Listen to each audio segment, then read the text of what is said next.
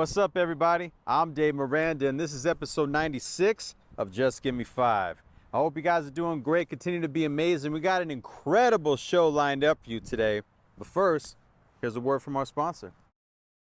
This episode is brought to you by Victory Legal Solutions. Victory Legal Solutions is a company created and owned by Vanessa Ramirez. Their goal is to help navigate your legal situation and get you connected with the legal team that treats you like a client, not a number. They provide solutions for your car accident problems, including towing, rental, repairs, medical, and legal. So regardless of fault, give your Victory team a call and let them give you the options to make the claims process less stressful. That's Victory Legal Solutions, taking your legal matters under their wings.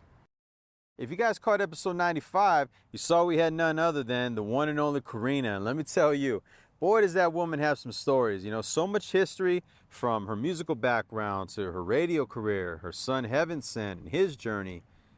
Friday Night Flavors was a big deal for a lot of local artists. And so for her to be a part of that, playing artist records, helping them get notoriety in the scene, it was a big deal. It meant a lot. So, shout out to you, Karina, and thank you so much for being a part of the show. We had a really, really great time. And just thank you for being a part of our platform. All right. But today's guest is not only a legend in the Arizona scene, but in the music industry, period. We're going to talk about his early days as a musician and how he got inspired to make music. We're also going to talk about how his band, the Gin Blossoms, were formed and the success of New Miserable Experience. We're going to talk about some memorable performances of theirs, including Saturday Night Live, the city of Tempe honoring them with Allison Road Avenue, and so much more. So ladies and gentlemen, without further ado, I present to you Robin Wilson. Hello, I'm Robin Wilson, lead singer of Gin Blossoms and part-time singer for the Smithereens, and all I'm saying is just give me 5.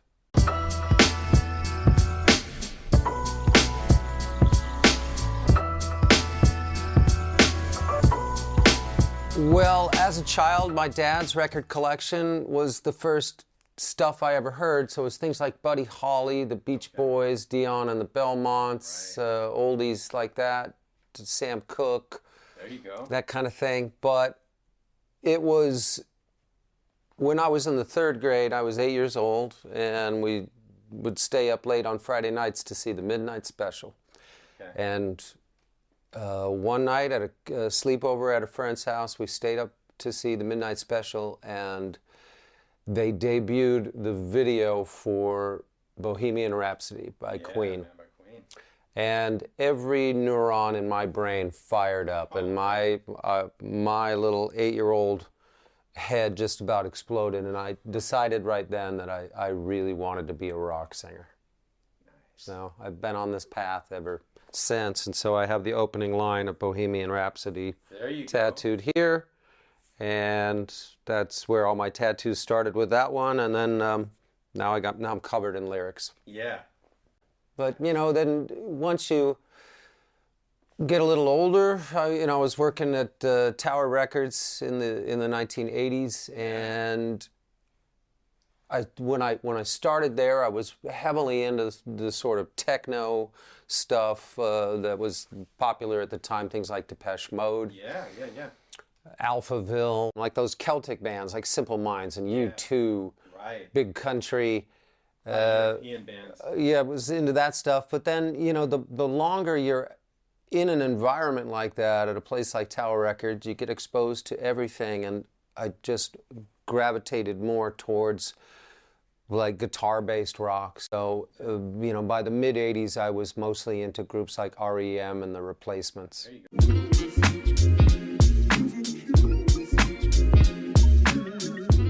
Well, let's see. Gin Blossoms formed here in Tempe in 1987. Originally, Jesse Valenzuela was the lead singer, and their rhythm guitar player had a drug problem. So they played out for a few months. I was at a number of those shows because they were an exciting band and they were well known.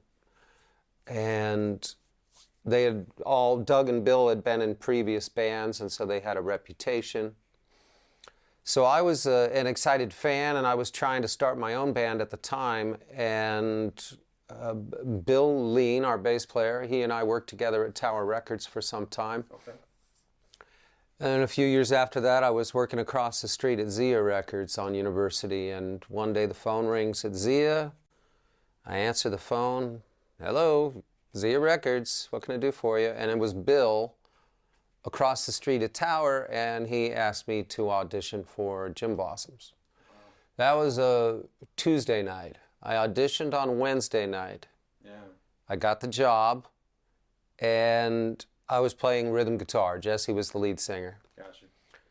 We rehearsed on Thursday night, and by that point I managed to learn, I think, about 8 songs. Okay. Then we played Friday, Saturday, and Sunday night at Long Walks. Yeah. So it was it was just, within 2 days of getting the phone call, I was playing a 3-night stand at Long Walks. And so the first night I knew 8 songs. By the second night I knew like 10. By the third night I had about 12 or 14 songs. Right. And, just to fill up time, I was throwing out ideas like, well, what about Dead Skunk in the Middle of the Road, or, a little bit of soul. And I would front those. I'd hand the guitar to Jesse, and I would sing lead on those tunes. And then over a period of a couple of months, it was just decided that Jesse and I would switch places, that he would become the rhythm guitar player, sing background vocals, and I would take over lead. And I have to give Jesse so much credit for his understanding and the lack of ego. Exactly. It's kind of unprecedented in rock history for a lead singer to say, you know what, you'd be better at this than me. Absolutely. I can do what you're doing better than you. Let's just switch for the betterment of the group. And it really did make a difference. And I was just so relieved, because as a guitar player I was way, way out of my league. And I wanted to be a front man. Yeah. So I just happened to score the job of fronting the best band in town. And and it's still doing it. Yay. So now from there, now correct me if I'm wrong, but Doug Hopkins was the songwriter? He was the main songwriter. He wrote the majority of the tunes, but Jesse was also writing a lot of songs. Okay. And then as soon as I joined, I started bringing in songs, but I was the new guy. I'd never been in a band before. I was just a bedroom songwriter doing open mic nights and stuff like that. And so I had never actually been in a band.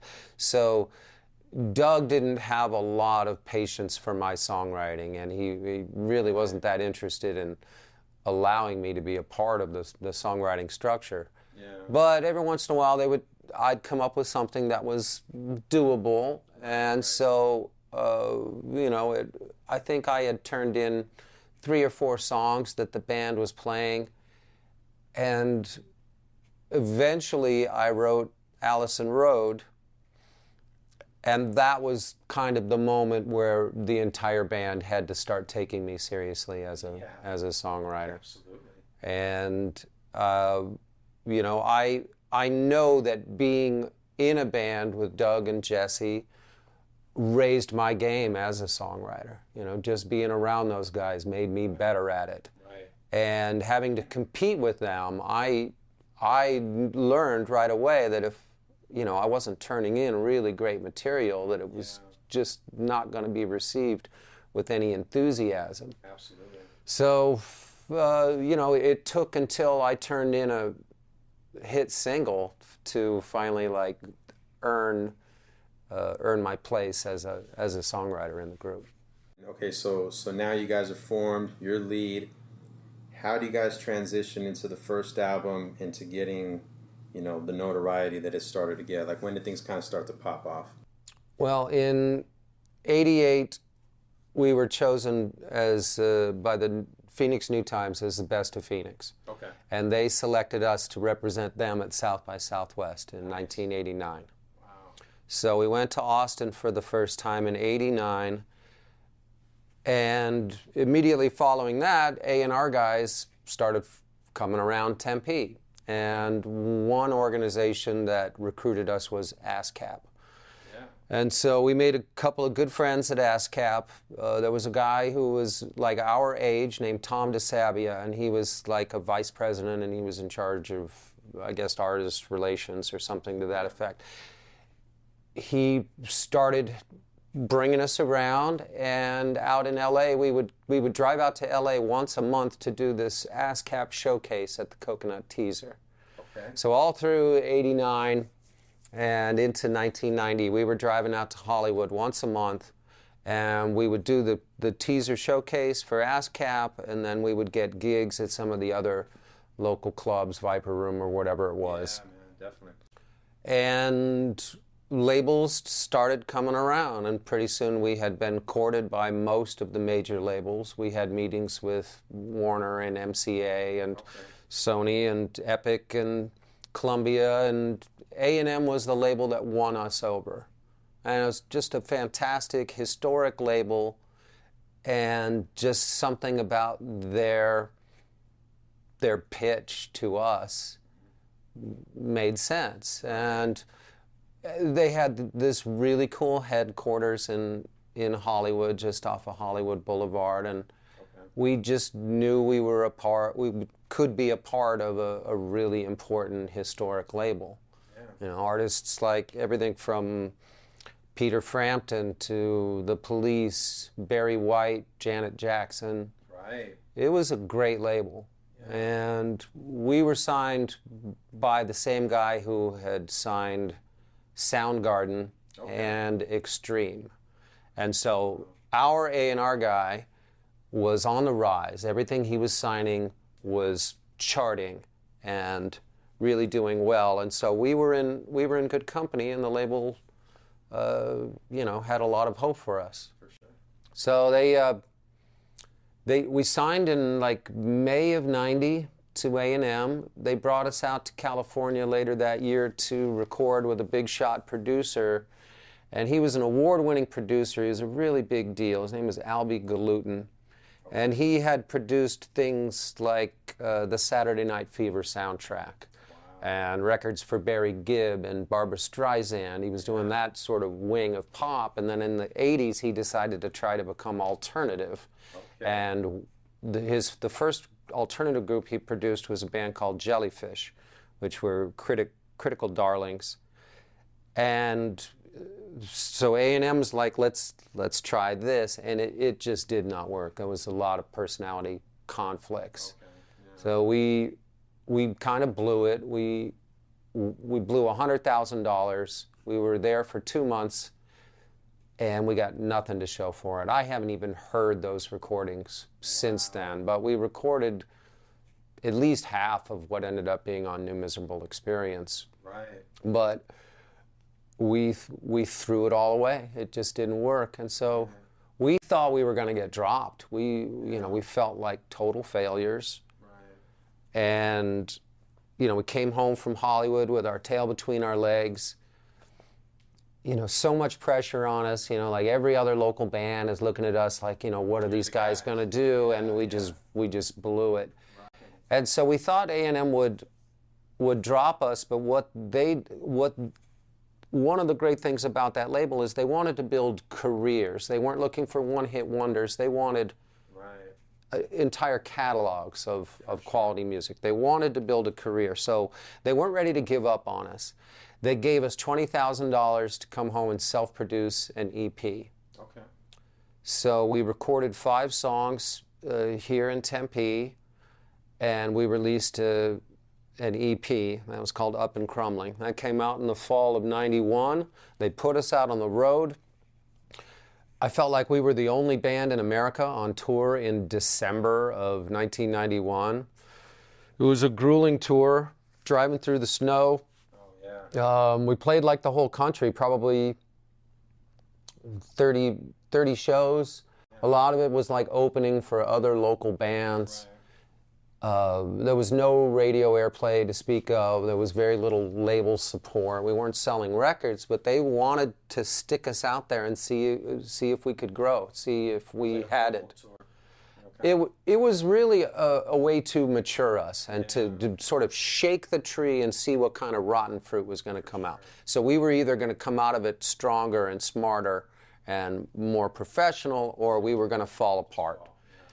And so it was sometime in '91, after we had finished Up and Crumbling, we were talking about producers, and so we were throwing around the names of, you know, people that we admired that made some of our favorite records. And ironically, a couple of the names we threw out were Don Dixon and Ed Stasium, both of whom produced Smithereens records. So we were into those type of producers, and they were suggesting this guy out of Memphis named John Hampton. And they had him remix one of our songs for a movie soundtrack or something.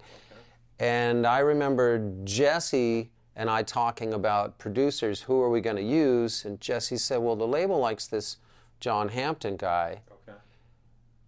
And he's the guy that recorded Tommy Keene and The Replacements.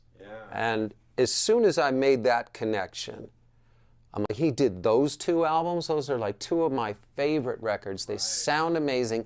That's the guy. There was no doubt at that point. So we decided to hire John. We booked studio time in Memphis at Ardent Recording Studios, which is a legendary place, which was originally built to record a band called Big Star. And we were all fans of Big Star. It was a fantastic, legendary studio where, you know, groups like REM and ZZ Top had made records, and we felt like, okay, let's go be a part of this thing happening in Memphis. And so we went out to Memphis in February of '92, and we made New Miserable Experience with John Hampton, who was exactly the right kind of personality for us, and he could see all of our personality flaws, all of the conflicts we were having within the group, and he just somehow knew how to get the best performances out of us, despite all of the personal turmoil that was going on. And so John became a big part of the band and a big part of our success. He was a big part of my life, a mentor. He helped me build my recording studio. And I miss him terribly. He was a great guy, and he's a big part of our success. So anyway, that's the story of how we got to that point. Anyway, I remember once being on the phone with our A&R guy. This was before we recorded with A&M. And I had just seen a video on MTV, a band called the Rembrandts, who have since become good friends of ours. And they had a song called, they had a hit single out at the time, and I remember being on the phone with our A&R guy and saying, you know, this Rembrandt song, this is pretty good, and it's kind of a, you know, I think it just cracked the top 40 or whatever, and our A&R guy said to me, well, yeah, well, you'll have a hit too. And I remember being sort of taken aback and a little bit shocked, like, really? You really think we're going to have a hit? And he's like, oh yeah. He's like, you know, there's no telling, you know, how big or whatever, but yeah, eventually if nothing else, you'll have a song that gets out there, I think is what he said. And I remember being like, wow, really? You know, that's, and here, you know, you'd think if you got signed to a major label that that's what they would be thinking, but here it was, to me, it was like a shock to find out, well, they actually expected us to succeed. You know, and I'm like, really? You really think we're going to have a hit? You know, and you know, because most of the groups we listened to were bands like The Replacements. We never expected to have a bigger hit record than The Replacements, you know. So, you know, that was a cool moment, hearing him say that. Yeah, you'll have a song that gets out there.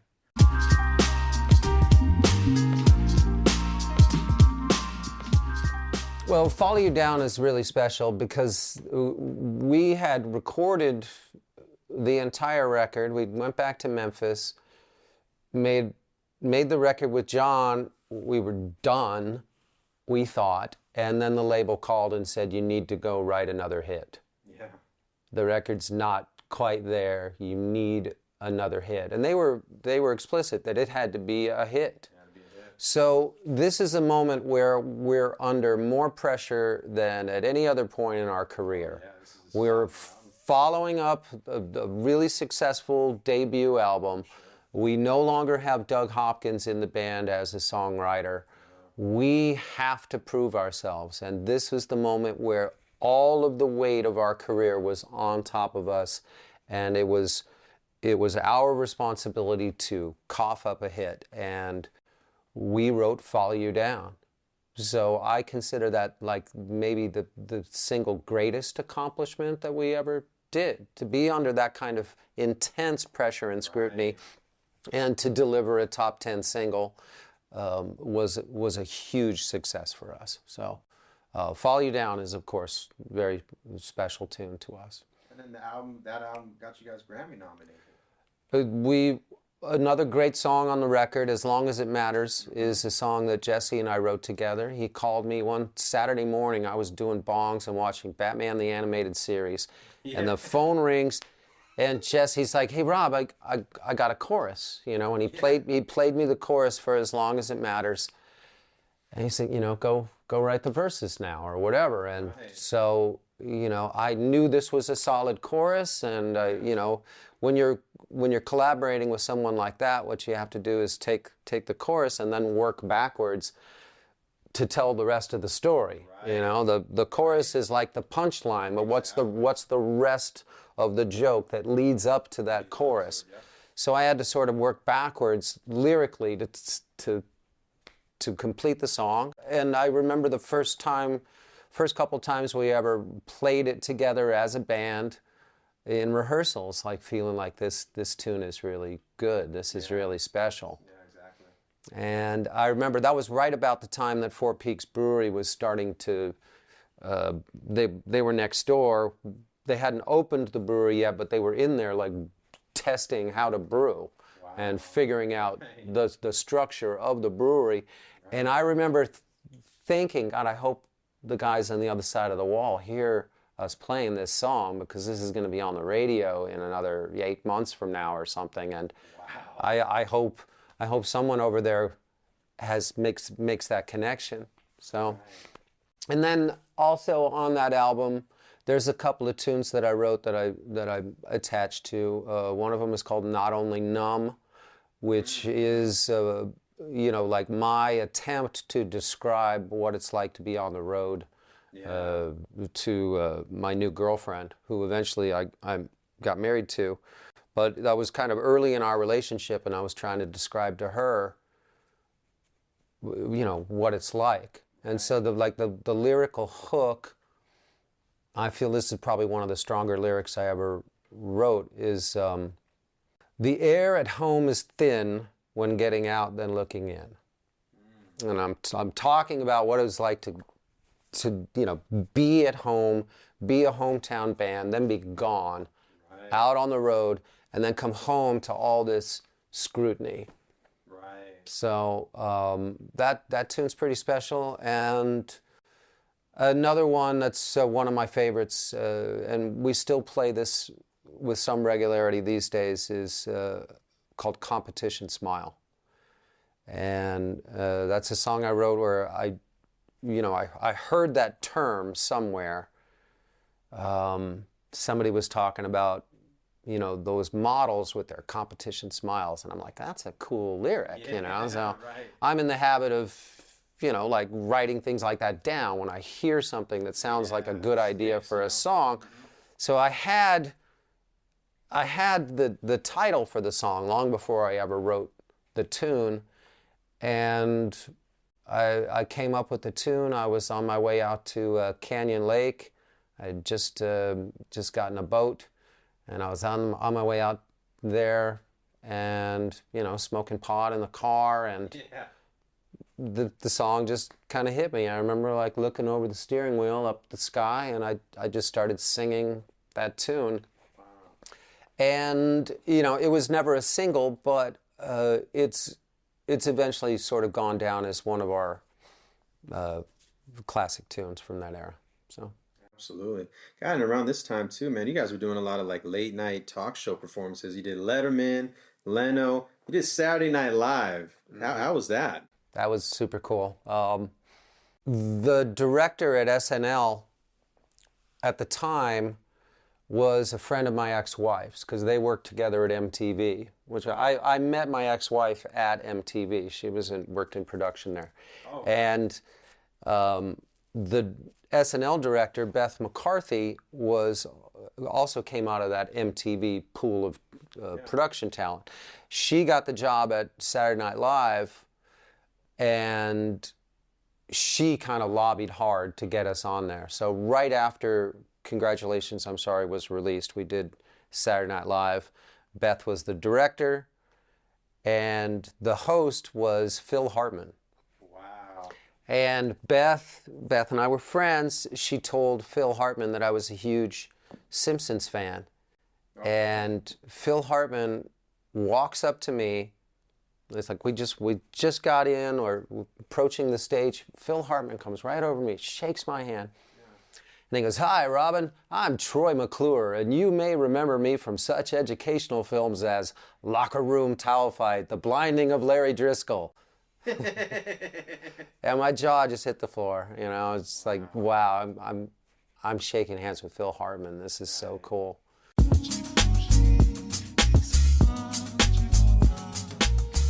Well, we're a working band. We do a lot of shows. I think this year we're going to top out at about 85 or 90 shows total, which is a little less than pre-pandemic numbers. Right.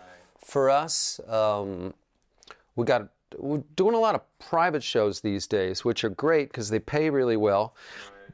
Right. You don't have to sell tickets. Your name isn't on a marquee. There's no pressure on you to do anything but just show up and play for the allotted amount of time and not say anything stupid, which I've learned the hard way not to do. Yeah. So we're doing a couple of private shows here and there. We're performing an exciting gig. We're playing at Alice Cooper's Christmas Pudding, December 3rd at the Celebrity Theater, along with Sammy Hagar and Rob Zombie. Nice. So this will be I think the fourth time we've done Alice Cooper's Christmas Pudding. It's always a fun show. And then we've got an anniversary tour starting in a couple of weeks. We're celebrating the 30th anniversary of New Miserable Experience. So we're going out, we're playing the whole album. Nice. We were out doing that last spring, and halfway through the tour, our bass player Bill broke his arm. So we had to reschedule 8 of those shows, and so we added a few more. So that starts in about a week. Then we do the Christmas Pudding. And then next year we got a pretty exciting gig in April. We're playing at Hootie Fest in Cancun, Mexico. Okay. Hosted by Hootie and the Blowfish. We'll be co-headliners are Goo Goo Dolls, Bare Naked Ladies, and then also on the bill are good friends of ours, Everclear, Collective Soul, Cowboy Mouth. And I'm trying to get the Smithereens on like an opening slot on the bill. Time. So. And speaking of the Smithereens, I got a show with them coming up in a couple of days. We're finally bringing the Smithereens to Tempe. So we're playing at the Marquee on Friday night in Tempe, Friday the 21st. And then in January, with the Smithereens, we are doing the 80s Cruise. This is insane. It's like a 7-day cruise, leaves out of Los Angeles, goes down to Mexico, and headlining it are Devo, The Church, Bret Michaels, Kim Wilde, Living Colour. Wow. It's just a crazy lineup, and then there's a whole bunch of other acts, including us, the Smithereens. And so I get to go on the 80s cruise and be in the Smithereens. That's going to be so awesome. And I'm especially excited about sharing the stage with The Church. They were a huge inspiration for not only me, but for Doug Hopkins and for Bill Lean. They if you listen to early church records, I think that's sort of the prototype for what Gin Blossoms were trying to do when we first started. And I always thought that Doug's songwriting was heavily influenced by the church. I know mine was. And a song like The Unguarded Moment literally led to Doug coming up with Found Out About You. So I think they had a really significant influence on the Gin Blossom sound, and they've always been one of my favorite bands. So I'm psyched to be able to share the boat with the church. So anyway, that's the 80s Cruise. I think that's what the website is too, if you want to check it out, the80scruise.com. So Congratulations on the road. You know, Allison Road. You got a street named after you guys. That's huge. Well deserved. it's really cool. You know, Doug was so, he could be such an asshole sometimes. And when I first brought that song in, he knew it was a great song. Yeah. He told me, he's like, a couple of these lyrics are really great, but he would say, the best thing about that song is my riff. You know, and so he always sort of begrudged me that, you know, I had that tune. And so I know that he would be extremely jealous that it's not Hey Jealousy Street, it's right. Allison Road Avenue. He would be so insanely jealous of that. So I just, you know, fuck you, Doug. I got a street, you know, and I know he would be so proud. And, you know, for all of the conflict that he and I had, I'm so certain that he would be really proud of our band and of me. You know, he took a lot of his anger out on me. I was a target for him, and I think if he were still alive, he would respect what, you know, we've been able to do as a group. So, and he'd be super jealous that I'm in the Smithereens too. So, perfect. Fuck you, Doug. Oh, I love it, man. Yeah, but you know, while we're on the subject of Doug, I have to acknowledge, and I mean this with all sincerity, we couldn't have done it without him. You know, and. His songwriting was foundational. His vision was foundational to our group, and I miss him terribly. And you know, I wish things could have been different. You know.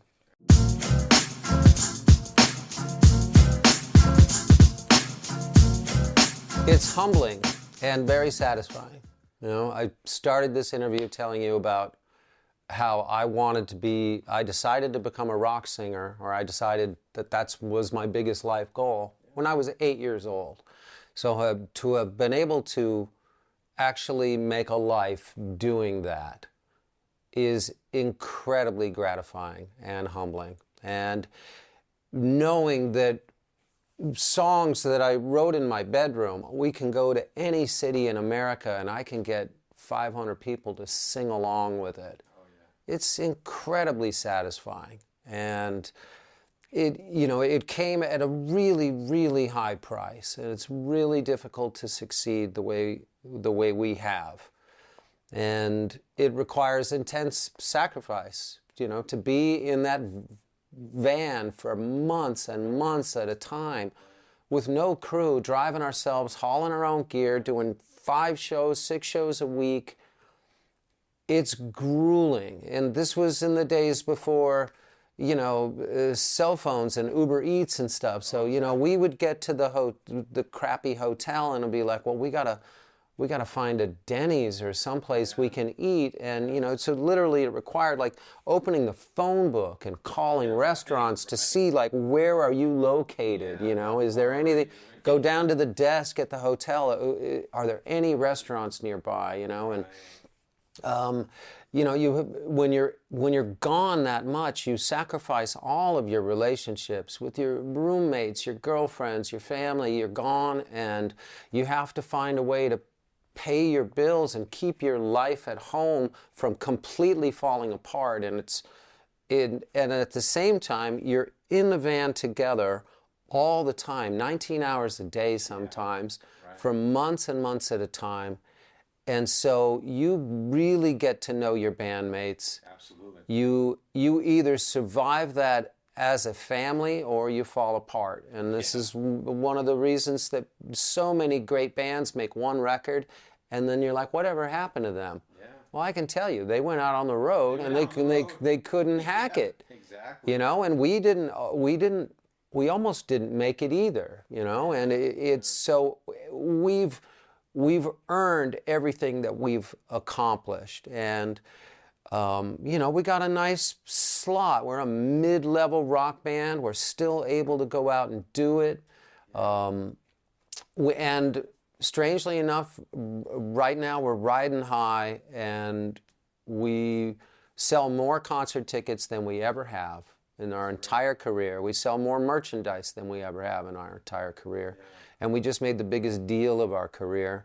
We sold a very large stake in our catalog to a company called Primary Wave. And these are the same people that just bought up like Stevie Nicks' catalog. I think she got like $80 million. We didn't get anything close to $80 million, but it was still the biggest deal of our career. And it came in the middle of the pandemic when we weren't sure if we were ever going to be able to do it again. So in so many ways, our career is stronger than ever. Certainly our partnership and our brotherhood is stronger than ever. And you get to a point where you have to find a way to be grateful for everything. Just Absolutely. Shut up and do your job. Do not piss off anybody else in the band. You know, it's not your job to piss anybody off. It's your job to shut up and do your job. And you know, it takes a lot of experience, a lot of bloody trial and error to get to a point where you can keep a band together for 34 years, you know. And a lot of that also has to do with the fact that we've got hit songs in our catalog. So, you know, if we had never had a hit, we might not be together, but having a hit, having hits, not just one, but several tunes that we can play, give us an opportunity to do a lot of shows. And so, you know, wrapping it back to how you phrase this, it's incredibly gratifying to have set out to be in a band, to make something of the band, and for it to succeed in a way that you can't possibly imagine when you're starting out. All right, folks, thank you for hanging out with me. I'm Robin Wilson, lead singer of Gin Blossoms and part-time singer for the Smithereens. I'm happy to be back here in my home in Tempe. Thank you for tolerating my 5. Peace. And there you have it. Man, shout out to Robin Wilson. This was an absolute honor. You know, Hate Jealousy came out in '92. I was 9 years old. I was in 4th grade. And I remember hearing that record and just playing it nonstop. And then, you know, seeing them on MTV. You know, like I was telling them in the interview, you know, back then, being on MTV was a big deal. Like, that meant something. And so, you know, watching it, we were like, wow. And then you find out they're from Arizona. You're like, wow, they're on MTV. Like, and they're from here, you know, like Phoenix is on the map, you know. And so, gosh, you know, and then I love how you talked about Long Wongs. You know, I was a little too young to catch them in their early days there, unfortunately. My father used to go. And then it brought me back to, you know, me and my father going to Long Wongs when I was a little older, you know, on Mill. You know, getting a burger, some fried mushrooms, and then going across the street to Centerpoint and catching a flick, you know, just good times, man, good times. And, you know, just thank you guys so much, man. You know, you're an absolute gem, Robin. You know, everything that you guys contributed to the music culture, you are much appreciated, my brother. And thank you so much for being a part of our platform. This was just, like I said, it was just an absolute honor, huge treat. So I wish you nothing but continued success in everything that you got going on. And make sure you guys follow them on social media. And shout out to my brother Jimmy Nelson on that camera. Make sure you guys subscribe to our YouTube channel. Tell a friend to tell a friend. The numbers are starting to go up. Make sure you hit that bell notification so you get notified on all future episodes. All right. Well, this was definitely one for the books. I hope you enjoyed it as much as I did. Until next time, stay tuned, stay blessed, stay healthy, and just give me 5. Everything you get, you got to work hard. I had to hustle.